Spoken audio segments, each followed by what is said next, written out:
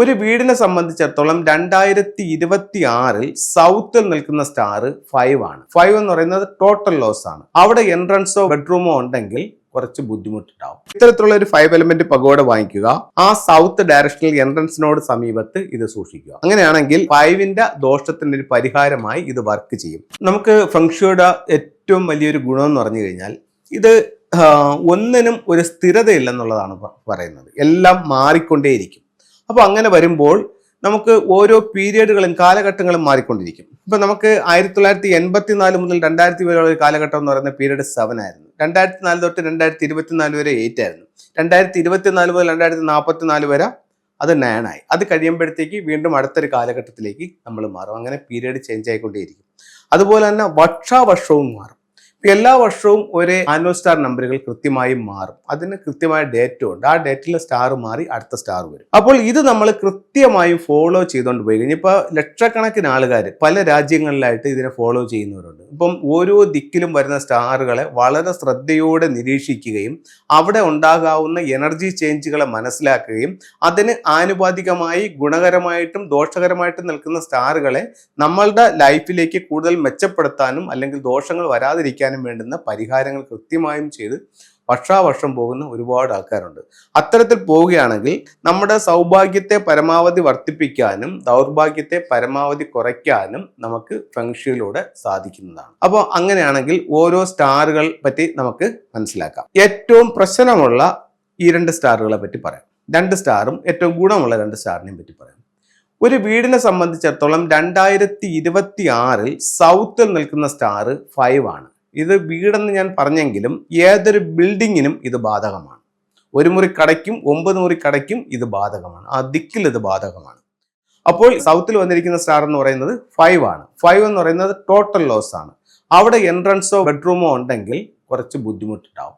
അവിടെ നിങ്ങൾക്ക് എന്ത് ചെയ്യാം എന്ന് ചോദിച്ചാൽ ഇത് ഒരു 5 എലമെന്റ് പഗോഡയാണ്. അപ്പൊ ഇത്തരത്തിലുള്ള ഒരു 5 എലമെന്റ് പഗോഡ വാങ്ങിക്കുക. എന്നിട്ട് ആ ഡയറക്ഷനിൽ നിന്നും, അതായത് സൗത്തിൽ നിന്നും ലേശം 1 സ്പൂൺ മണ്ണെടുക്കുക. മണ്ണെടുത്ത് ഇതിന്റെ ഉള്ളിലേക്ക് ഇടുക. ഇതിനെ ക്ലോസ് ചെയ്യുക. ആ സൗത്ത് ഡയറക്ഷനിൽ എൻട്രൻസിനോട് സമീപത്ത് ഇത് സൂക്ഷിക്കുക. അങ്ങനെയാണെങ്കിൽ 5ന്റെ ദോഷത്തിന്റെ ഒരു പരിഹാരമായി ഇത് വർക്ക് ചെയ്യും.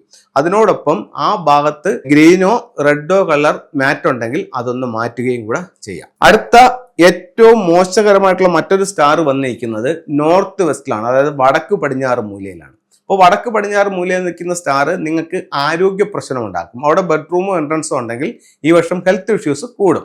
അപ്പോൾ അവിടെ നിങ്ങൾക്ക് ചെയ്യാവുന്നതെന്ന് പറഞ്ഞു കഴിഞ്ഞാൽ ഇത്തരത്തിലുള്ള ഒരു നാച്ചുറൽ ആയിട്ടൊരു കലാഭാഷവും അതിനോടൊപ്പം ഒരു 6 മെറ്റൽ കോയിൻസും കൂടെ ആ ഒരു സ്ഥലത്ത് ഹാങ് ചെയ്യുക. അത് പറ്റിയില്ല എന്നുണ്ടെങ്കിൽ അവിടെ ഔട്ട് സൈഡിൽ ഇത്തരത്തിലുള്ള ഒരു 6 റോഡ് വിൻചെയിം ഹാങ് ചെയ്യുക. അങ്ങനെയാണെന്നുണ്ടെങ്കിൽ ഈ ദോഷത്തിന് പരിഹാരമാവും. ഇനി അടുത്ത ഇത് 2 നെഗറ്റീവ് സ്റ്റാറുകളും അതിന്റെ പ്രശ്നവും അതുണ്ടാക്കുന്ന പ്രശ്നവും പരിഹാരവുമാണ് പറഞ്ഞത്. ഇനി അടുത്തതെന്ന് പറയുന്നത് 2 പ്രോസ്പെരിറ്റി ഉള്ള സ്റ്റാറുകൾ, ഒന്ന് 9ഉം ഒന്ന് 1ഉം. 9 നിൽക്കുന്നതെന്ന് പറഞ്ഞു കഴിഞ്ഞാൽ സൗത്ത് ഈസ്റ്റിലാണ്. അപ്പൊ സൗത്ത് ഈസ്റ്റിൽ നിങ്ങൾക്ക് എന്ത് ചെയ്യാന്ന് വെച്ച് കഴിഞ്ഞാൽ സൗത്ത് ഈസ്റ്റിൽ ഈ വർഷം 9 നിൽക്കുന്നു. 9 കുറച്ച് മോശമായിട്ടുള്ള സ്റ്റാർ ആണ്. അപ്പൊ അവിടെ നിങ്ങൾക്ക് പ്ലാന്റ് വെക്കാം, അല്ലെങ്കിൽ അവിടെ ചെറിയ വാട്ടർ ഫൗണ്ടൻ വെക്കാം, അല്ലെങ്കിൽ വെൽത്ത് സിമ്പിൾസ് വെക്കാം. വെൽത്ത് സിമ്പിൾസ് എന്ന് പറയുമ്പോഴത്തേക്കും ഇത്തരത്തിലുള്ള ഒരു ഇൻഗോട്ട്, അതുപോലെ തന്നെ ഒരു ഗോൾഡ് കോയിൻ, ഒരു കോപ്പർ കോയിൻ, അതിനോടൊപ്പം സെറ്റിന്റെ സ്റ്റോൺസ്, ഇതെല്ലാം കൂടെ നിങ്ങൾക്ക് വെച്ച് ഒരു വെൽത്ത് ബൗളായിട്ട് നിങ്ങൾക്ക് സൗത്ത് ഈസ്റ്റിൽ വെക്കുന്നത് സമ്പത്തിനെ ആകർഷിക്കും. ഇപ്പൊ 2 നെഗറ്റീവ് സ്റ്റാറുകൾക്ക് എങ്ങനെ റെമഡി? അടുത്തൊരു പോസിറ്റീവ് സ്റ്റാർ പറഞ്ഞു, അത് കൂടുതൽ ഗുണം കിട്ടാനായിട്ട് എന്ത് ചെയ്യാം? അടുത്തത് സ്റ്റാർ 1 ആണ്. 1 ഏതൊരു വീടിന്റെയും 2026 സെൻട്രൽ പോയിന്റിലാണ് നിൽക്കുന്നത്. അവിടെ ഇത്തരത്തിലുള്ള ഒരു വിൻചെയിം തന്നെ കൊടുക്കാം. ഈ ഒരു വിൻചെയിം കൊടുക്കുകയാണെന്നുണ്ടെങ്കിൽ ആ 1 ആക്റ്റീവ് ആവും. അതോടുകൂടി നിങ്ങൾക്ക് തൊഴിൽപരമായിട്ടും വിദ്യാഭ്യാസപരമായിട്ടും ഗുണങ്ങൾ കിട്ടാനായിട്ട് ഈ 1 എന്ന് പറയുന്ന സ്റ്റാർ നിങ്ങളെ സഹായിക്കും.